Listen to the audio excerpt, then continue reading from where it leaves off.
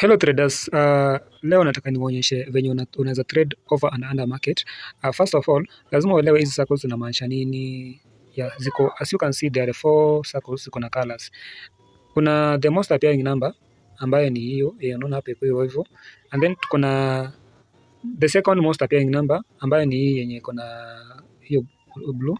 And then tuko na the second least appearing number ambayo ni nikuonyesha the second least appearing number na shift the second least appearing number ni ya yellow, alafu kuna hii the least appearing number ni iko na hii green. I think hapo kufikia hapo ushaelewa venye namaanisha. So hapa niko kwa under 5, block yangu iko kwa 5 hapo hivi. Ukitaka kujua hiyo block iko kwa 5 unaangalia hapa kwa LDP, yeah,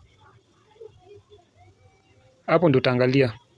Then niko kwa market inaitwa Volatility 100 index, alafu hii ni 1000 ticks. Yeah, hiyo ndio kitu kingine unafaa ujue, the previous 1000 ticks ndio zimepita. For you to get the accurate entry, do trade over and under market, remember una trade under 5. So unakuja hapa hivi, una reduce these ticks.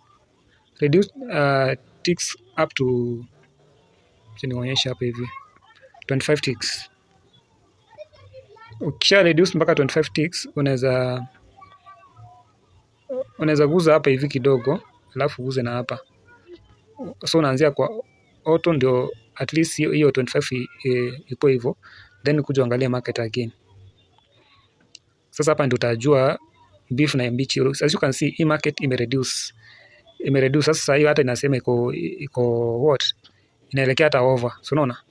So the previous 25 ticks, as you can see, the market inaendelea kuchange tu pole pole, because market iwezi kaa hivi permanent and huwa ina change with some seconds, unapata ina change. Yeah, so this one itakupea accurate entry, ujue market iko over ama under. Sasa hii market iko under. Ukitaka kutrade under, ongojea hii ifike 60 venye imefika hivi. Umeona venye imefika 60%? Under ikifika 60% hivi, then enda hapo kwa